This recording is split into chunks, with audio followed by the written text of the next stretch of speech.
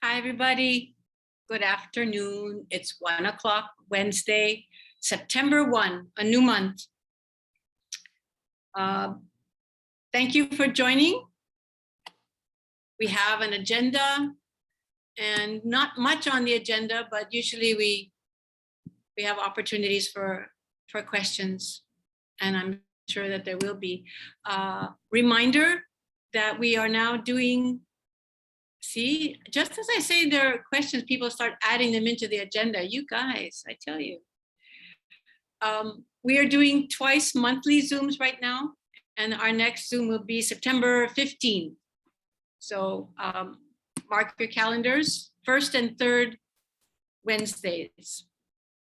I would like to acknowledge Staff Council for stepping up, and Jerry Poti and Brandon Markhiga will be our AUW coordinators. Can we all say yay? Thank you for stepping up.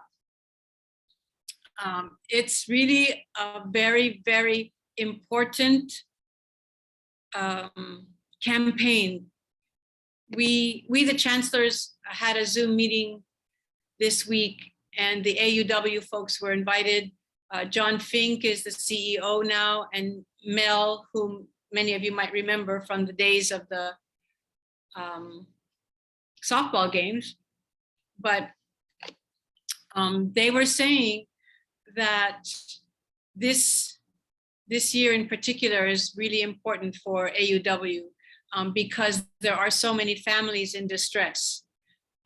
What they shared with us was that 42%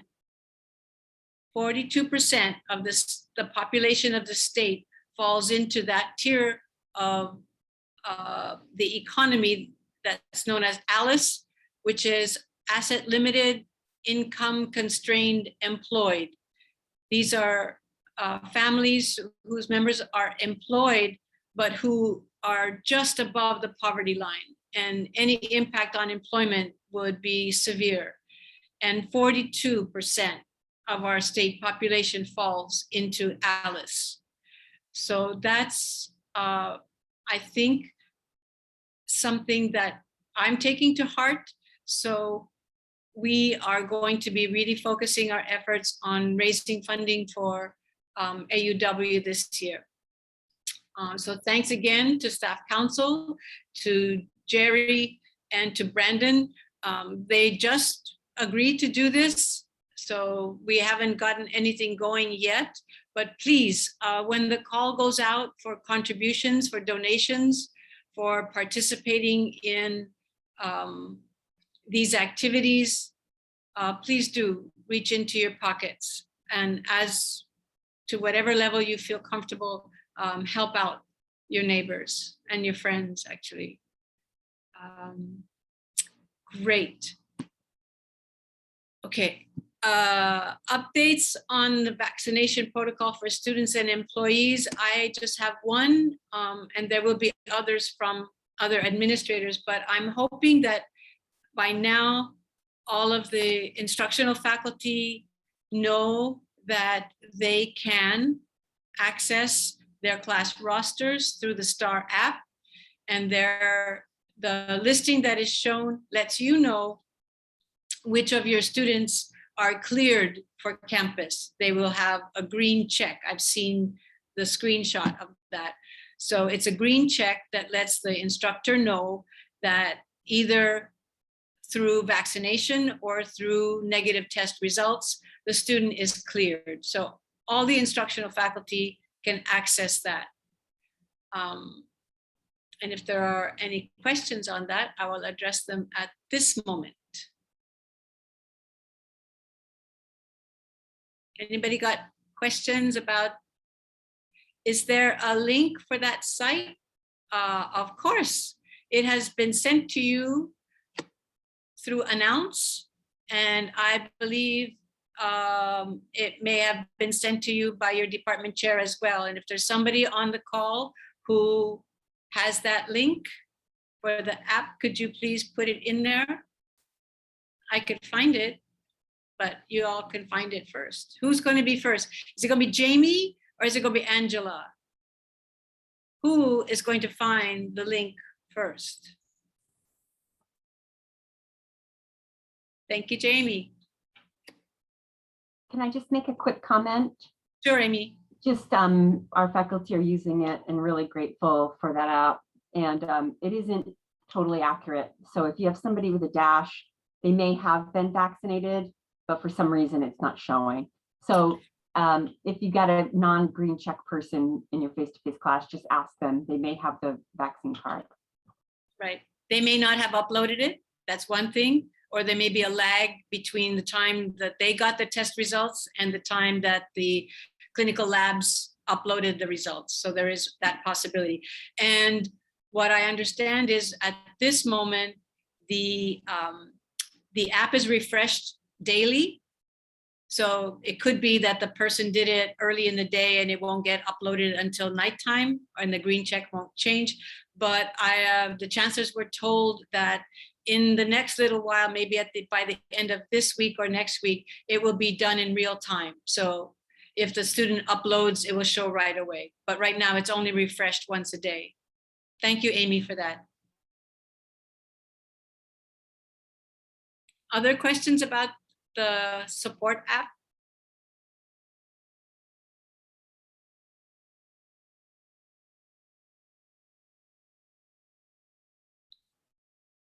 Okay.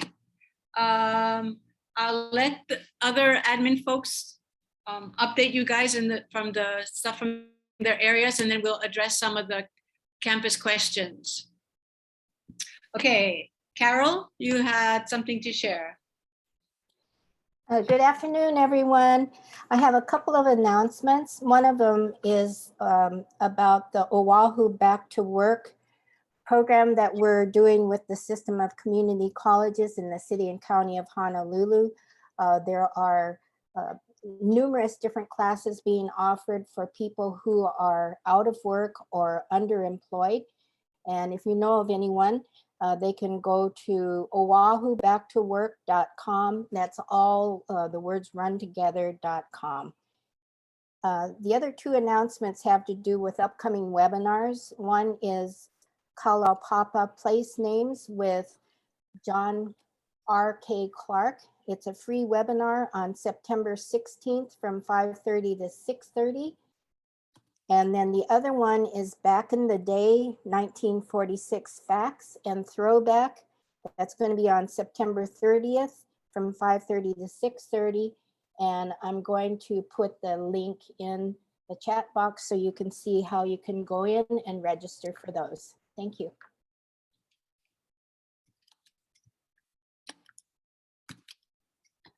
Thanks. Questions for Carol? Okay, thank you. Maria?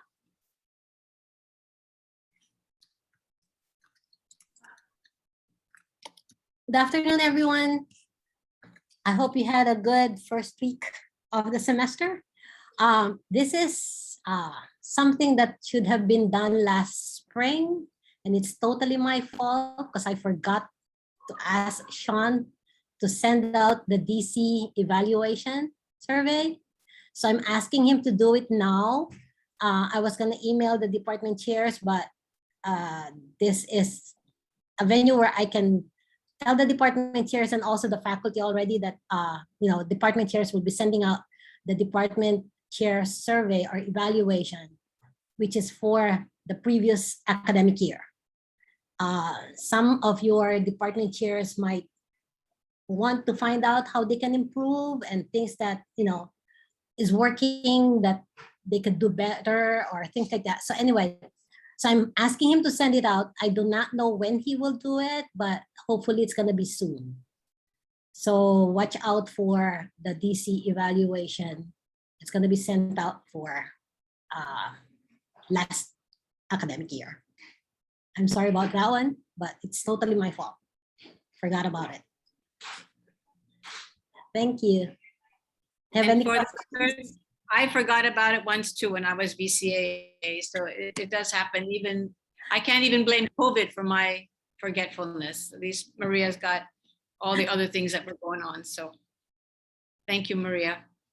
Questions from anyone?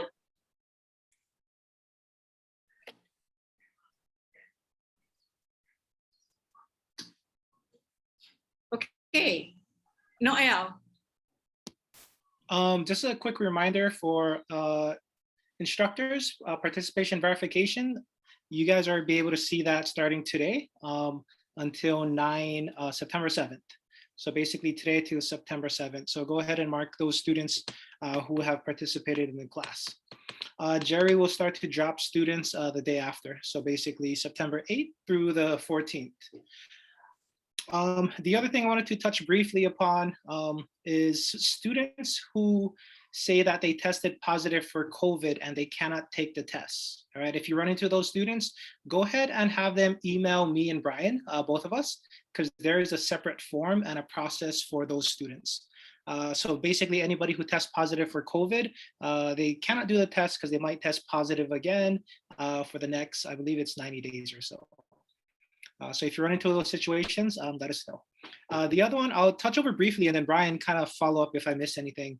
The major difference with students now, if there is a positive case in the classroom, we will send out an email to the students. In that email, it's gonna say that students who are fully vaccinated, they do not need to quarantine if they don't have any symptoms, all right? So that's probably the biggest one that I think we kind of overlook sometimes. However, if students are not vaccinated, there's a whole list of things which include quarantining for 10 days, staying away from campus and whatnot.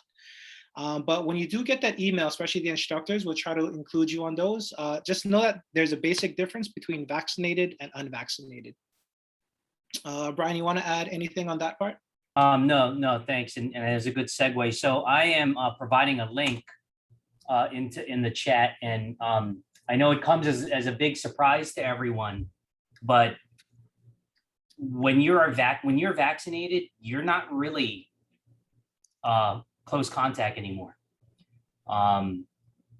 You don't have to quarantine. You don't have to stay home. So we use a quick example. You have a class, 10 students, 3 of them are unvaccinated. A vaccinated student tests positive. The individual who tests positive, whether they're vaccinated or unvaccinated, should quarantine for 10 days, at least 10 days. The other 6 vaccinated students, they just monitor themselves for 10 to 14 days. If they'd like to, they can take a test within 3 to 5 days. And I would do that just going through either CLH, our contractor, or through their medical provider. But now the other 3 students who are unvaccinated, doesn't matter if they're asymptomatic and they're not feeling anything, they have to mandatory minimum 10 days quarantine. In fact, they're recommending isolation still, which is a huge difference, right? Isolation versus quarantine. So the guidance that we're grabbing this from is the document I linked here. It's from the Department of Health. And of course, the Department of Health works off of information from the CDC. This has been a really good document, and this has been really the driver of how we're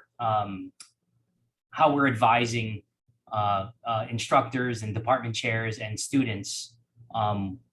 We've had 2 over the last week or so. And so that, again, this is what we're using. So if there's any questions, of course, you can always reach out to Noya or I, and we'd be happy to work with the students as well as the instructor. Please note that in that document itself, I'll know because I actually wrote this in the email that Noya sent, and there was some confusion. In the document I linked, there is a section that says students and staff can return to school when both of the following conditions are met. This is only for unvaccinated. It only applies to unvaccinated individuals. Any questions on that at all? Okay. I just want to clarify also, because there seems to, one question came up, but then there were a bunch of other questions that came up through our Vice Chancellor of Admin Services chat or emails, and that was with regard to the social distancing. We are using 3 feet. As you guys all know, the new guidelines are 3 feet, and it would be 3 feet from my shoulder to your shoulder. not from the middle of my body to the middle of your body. Okay. And the guidance for 3 feet only comes if it assumes that everyone is wearing a mask. I know that's a rule, but if you're ever in a situation, particularly indoors, in which masks are not involved for whatever reason, it's not 3 feet. It should be as far away as possible, at minimum 6 feet. That's all I have, unless there's questions. Are there questions? Feel free.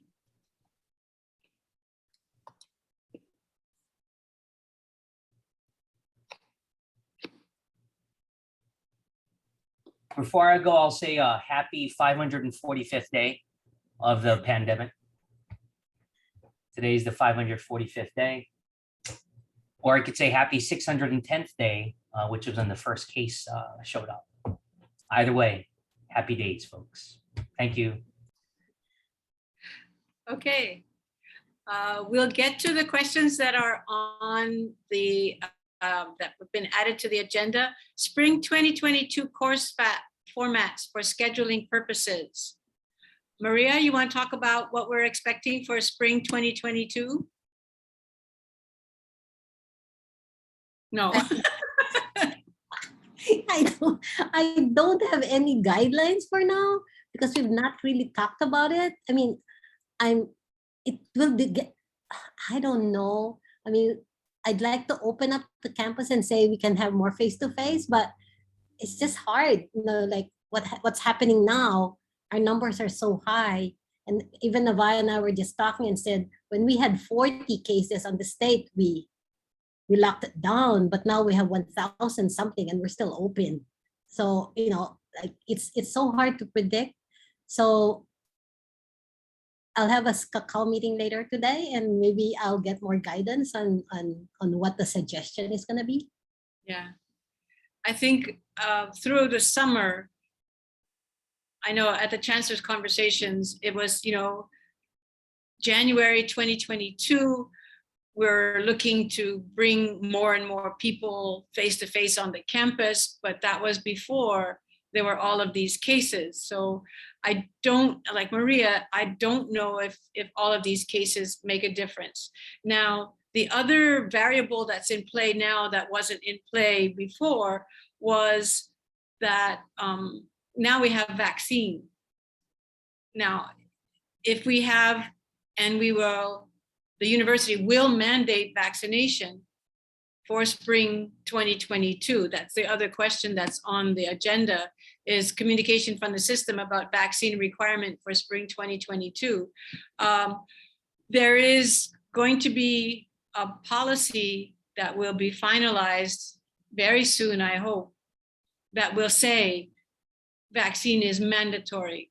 And we did press upon Erica that she communicate with the officers, which is the other vice presidents and President Lassner, the need to get that mandated vaccination policy out very soon, because people need to plan to be fully vaccinated. And international students, if they're coming, will need to plan all of their vaccines in a certain order. So we wanted to make sure that they didn't think they could make that policy live in December. We need to know sooner rather than later, but that will be the policy: mandatory vaccination and exemption only for religious or medical reasons by approval. And those individuals who get approved for medical or religious reasons will need to test regularly, as people are now, but they will be charged. They will have to pay themselves, I'm sorry. So I'm in Maria's corner that we would like to see more face-to-face classes, but right now kind of hard to make that call with the number of cases that we have. But it will, I mean, it will be a real thing for the department chairs in the next few weeks as we start planning out the spring semester. Who has the list of vaccinated faculty, much like we have a list of students? We do not have such a list, Candy. I'm Thanks, curious, Jerry. Elise. I'm just curious. We're uploading it into a site, right? And it's being validated. Yes. So who validates this in the sky? I'm just curious. My understanding is that it's checked against Department of Health records. Gotcha. So they are checking to make sure that this is a legitimate test, that it was done where they say it's done, and it's checked against Department of Health. So then you're given the clearance, but we have no list of employees, not just faculty, but we do not have a list of employees who is vaccinated and who's not vaccinated. That's not anything we have right now. But the DOH only checks for Moderna. What did you say, Brian? That's funny. Thank you, whoever, thank you, Lisa. I didn't There's a lady who forged or counterfeited a vaccine card, and it was Moderna, Maderna. And so, okay, sorry. Happy days, guys. Happy days. Well, that's okay. That goes to show, right? That's okay. All right. What other questions are there from anyone?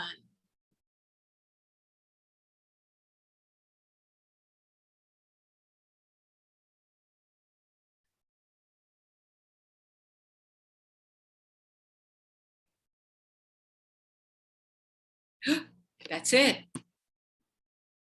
Are we done? It's quiet.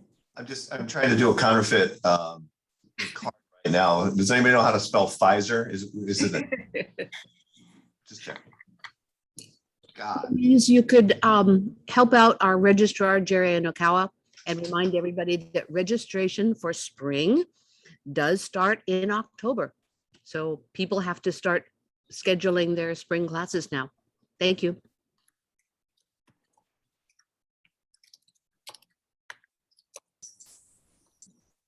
Hi, it's Jerry. Sorry, Susan. Schedule goes live October 15th.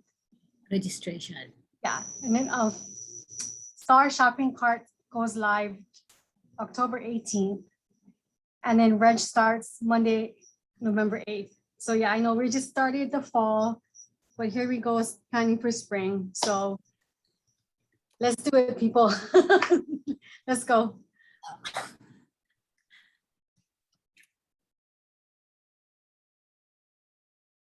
Mm-hmm. And all of the pot codes that the UH system has granted us permission to use have been created, and they are in Banner waiting for department chairs and secretaries to use them. So Thank you. Susan, For spring. So any of the department chairs, department secretaries can now begin scheduling spring 22 classes in Banner. so we cannot roll the spring schedule. No, we cannot roll during calendar year 2022 because we're too close to the end of our ranges, and we don't dare use somebody else's numbers. Not polite.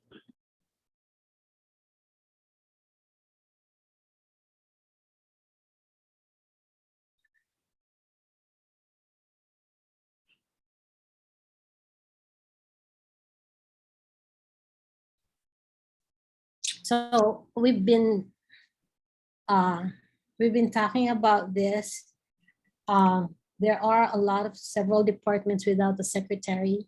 So we will be asking some of the secretaries from the other departments for help in inputting some of the schedule, and hopefully that would work.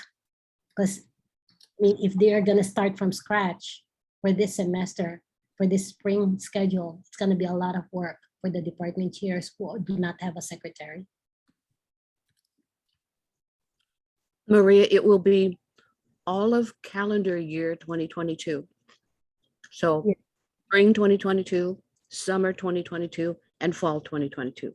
Yeah, yeah. Then we'll be on schedule and we could probably roll for the next 4 or 5 years after that. Okay. And we're hoping for a year-round schedule.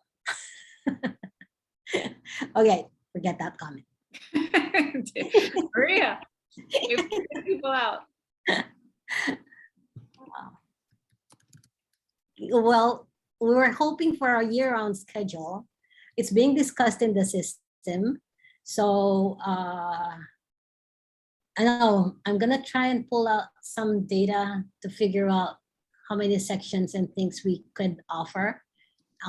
It's not, you know, set in stone that if we do the summer or fall too, it's like you can't change anything. You can change as we come closer to the semester, to the beginning of the semester.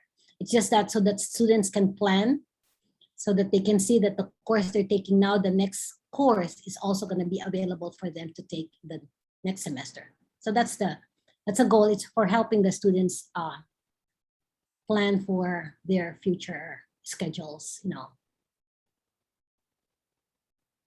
But I'll talk to the DCs about it at the AAC meeting.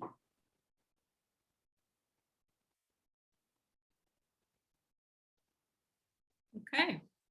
I get one quick question for Maria.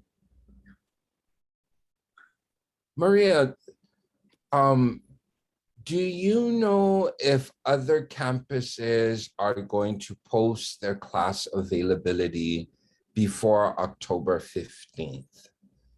Because I know last year going into summer, people at Honolulu Community College did. Susan. Susan, I just want to beat Kauai people. already has their year-round schedule. Who? Kauai, the other Oh, but CKT. they have 70 students. Come on. Yeah, I'm just trying to strategize in terms of, you know, even if we just go out with schedules for the full-time faculty, I don't know if, you know, your colleagues are going to go out on October 10th, then we can go out October. Okay. I don't think so. All right. I know we can do it for the CTE programs. I mean, we can have something up there, but we'll work on it. We'll get it done somehow.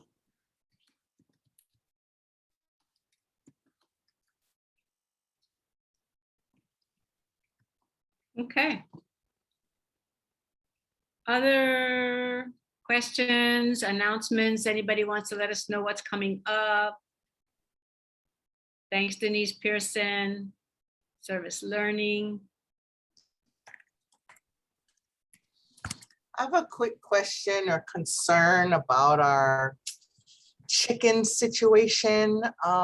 As you know, we've been here working face-to-face throughout this whole thing up here in nursing. You know, it's very alarming with the new case numbers, but when I talk to the clinical facilities, they need our students. They want our students, they need our students. If there was ever a time they needed help, it's now. So while I'm balancing, you know, the need to keep my students safe, I'm also realizing that we got to jump in, we got to help as safely as we can. So thank you, Brian, for putting up that guidance about possible exposure and what to do. I will say, as I've been saying all along, I'm getting tested every 2 weeks just because I want to be sure that I'm not walking anything into my classrooms. I've had students on campus all 3 days this week, face-to-face for a number of hours, doing lab skills and testing. We do all the protocol that we need to do. Back to the chickens. So I don't know, if you haven't been on campus, the chickens seem to be multiplying at an alarming rate. And I know Brian, he usually sends, you know, for the chicken catcher or the exterminator. I'm not trying to be cruelty to the chickens, but when they start to doodle all over your area and you have an accreditation site visit coming in 5 weeks, I'm just a little concerned. So if I could get some chicken control situation up here in Copico in this corner, that would be appreciated. And sorry to bug you guys with this mundane thing, but I'm literally going to be pressure washing this whole place so that I can present our campus as clean and hygienic. Thank you.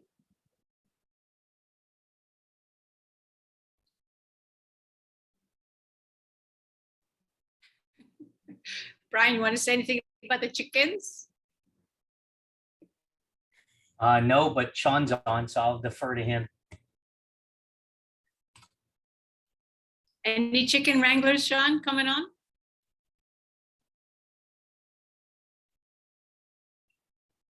Oh, but while we're waiting for Sean, Maria's reminded us in the chat that there will be flu shot clinics on the campus. So I've signed up already and it was hard to find a time. So if you haven't signed up yet, you better hurry up. Right, Maria?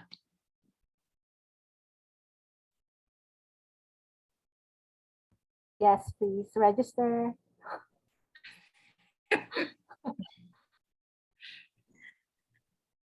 What type of vaccine for the flu shot? I don't know. I don't have that information. Whatever is the flu shot of the season. Yes, that's right. But it's very important on top of that, the COVID vaccine for everybody to get flu shot. So please everybody register for our flu shot clinic. It's gonna be on October 6th and 7th from 12:30 to 2:30. Right. And there's an option for those of us who are over 65. You don't look 65 now. But yes, for those who are 65 and up, there's an option for the high dose. Mhm. You get a stronger dose if you're over 65? It looks Well, like I it. have to say that's age discrimination. Necessary. We're fragile. Fragile. It's all on how you look at it. It's a benefit. We're vulnerable old people. All right. Last chance, you guys. Otherwise, I'm going to get scoldings for asking too many times.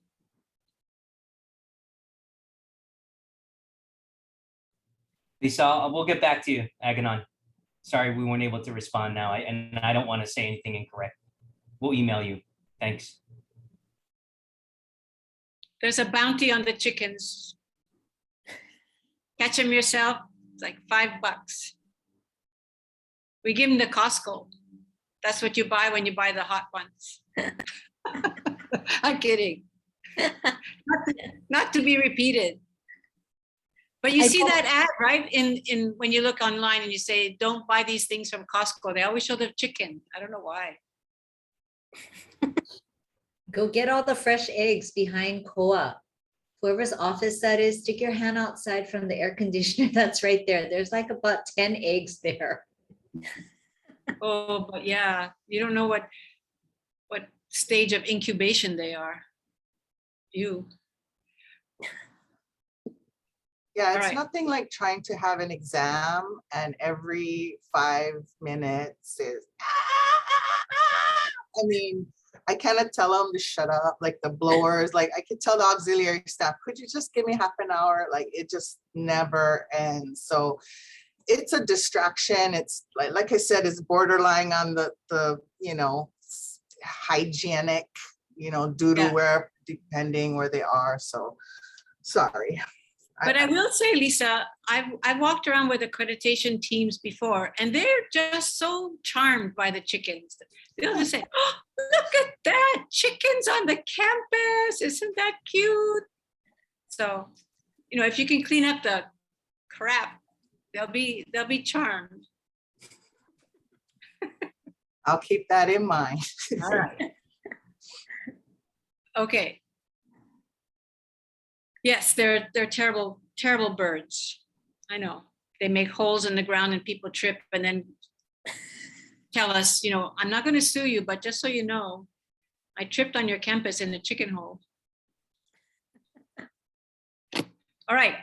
On that note, we're ending this meeting and wish you all a good Labor Day weekend. It's a long weekend. It's the last one till mid-November. Enjoy it.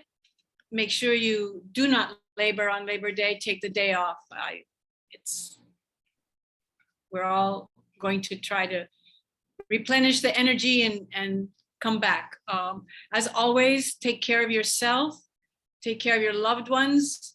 Pay attention to cleanliness, hygiene, sanitizing, masks, all of those things. Do take care. It's really important that you're in good health and that you take care of your family. Okay, I'll see you guys on September 15th. Bye, everybody. Unmute yourself, say goodbye. Bye. Happy times, everyone. Happy Easter. Hello, everybody. Register for flu shot. Happy Labor Day, everyone. Take a break. You hit Monday off.